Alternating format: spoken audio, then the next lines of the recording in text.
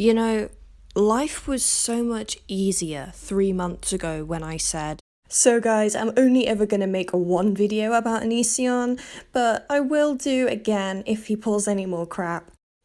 Those times were so much more simple. And then Greg must have heard me and gone, Wait, what? Hold my banana.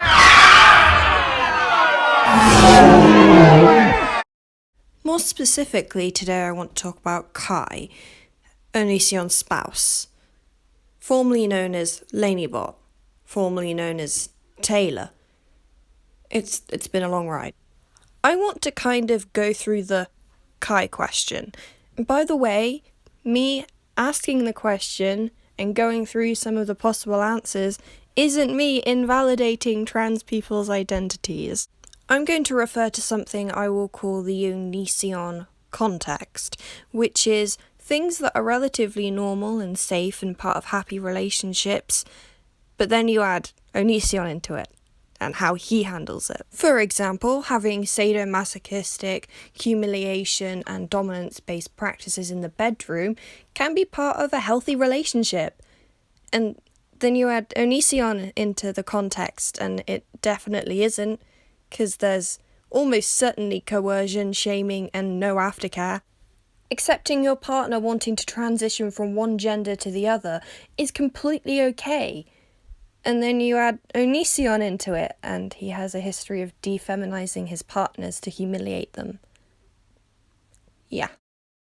I'm not exactly sure when this photo was taken, but I think it might have been at the very early stages of their relationship.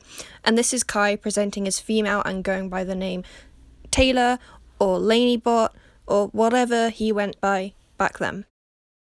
And this is Kai now, who has come out as female to male transgender, which is fine. Two things can be true. Onision can have a past of de-feminizing his partners and masculinizing them to shape him as he wishes them to be, and Kai can be trans. That's not sarcasm, it can be true, but let's have a look at the past because it is not a pretty picture. Patient Zero is the Twitter handle of Shiloh, who is Onision's ex, and here she lists some rules that Onision apparently had for her during their relationship. Can I just say a list of rules? Yikes. A couple of these rules actually had my interest in relation to this topic. All boys' clothes. That would be a form of de-feminization, would it not?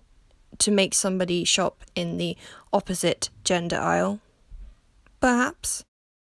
No bras and no makeup, which are typically feminine things. They tend to be associated with women. So to strip somebody's ability to wear or have those things, that would be de-feminization, would it not? She also tweets, I shaved half my head on my own accord because I wanted to be Skrillex. You shaved my whole head in the middle of sex because you wanted to degrade me. For those of you who didn't know, historically, shaving a woman's head is seen as dehumanization. In some ancient cultures, such as Egypt, both men and women would shave their heads to prevent themselves from becoming overheated. However, there are much darker reasons why somebody would have their head shaved. In some places historically, and to this day, having the head shaved can be a form of punishment. In World War II, a certain political movement used head shaving as a form of punishment for the Razan Shade, which is racial defilement, and paraded them through the streets. So, yeah. During and after World War II, thousands of French women had their heads shaved in public in front of cheering crowds as punishment for collaborating with said political party. And some Finnish women got their heads shaved for allegedly having relationships with Soviets. While there are thousands of cultural reasons and historical reasons, including to prevent the spread of lice, more recently within prison and punishment, head shaving is done to dehumanize the target, especially if they're women, because in the 1900s, and still to this day, hair on a woman's head is seen to make them feminine. It's why women tend to have longer hair. It's part of their femininity. And no, Having long hair doesn't make you a woman, but as we have stereotyped women throughout the ages, it has been treasured by a lot of people. And it can be a massive sense of insecurity for people suffering with, for example, trichotillomania, or those who are going through chemotherapy when they lose their hair. If we as a society and societies across the world have made having long hair or a head full of hair a feminine thing, then what happens when we shave it off? Oh, we masculinize them. For example, the same thing would happen if a woman wore boys' clothes or didn't wear makeup or didn't have a bra. It's an interesting trend. Because this is a relatively dark part of Shiloh's past, I'm going to be speaking quite quickly so this image doesn't have to be on the screen longer than it should be, but here is a picture proving that her head was in fact shaved. And then we move on to Billy, who said that because she apparently lied about smoking weed or whatever, Onision presented to her a list of punishment options, and this was some of them. You told me to shave my head. You told me to dye my hair green, shave off my eyebrows, and get an ugly tan. You told me to shave my head. So again, a second partner has been asked to shave their head.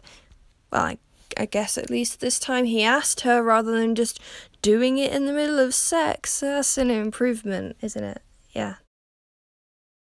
Let's run down Kai's timeline. So 4 years ago, he uploads the girlfriend-boyfriend tag.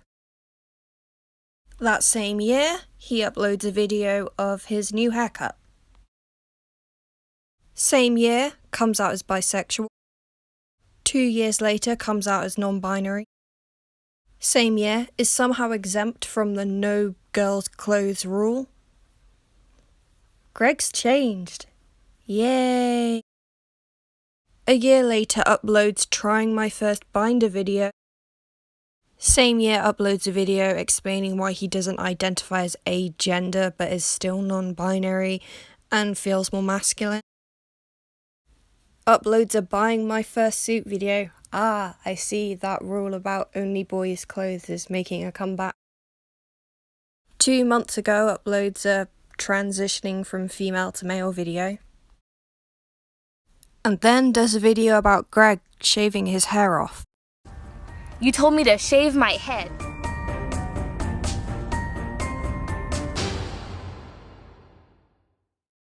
We know that Onision has a past of systematically de-feminizing and masculinizing his partners to humiliate them. And if you've seen my BDSM video, you'll have seen the tweets where he says that he loves humiliating his partners. It's like his jam. He loves that.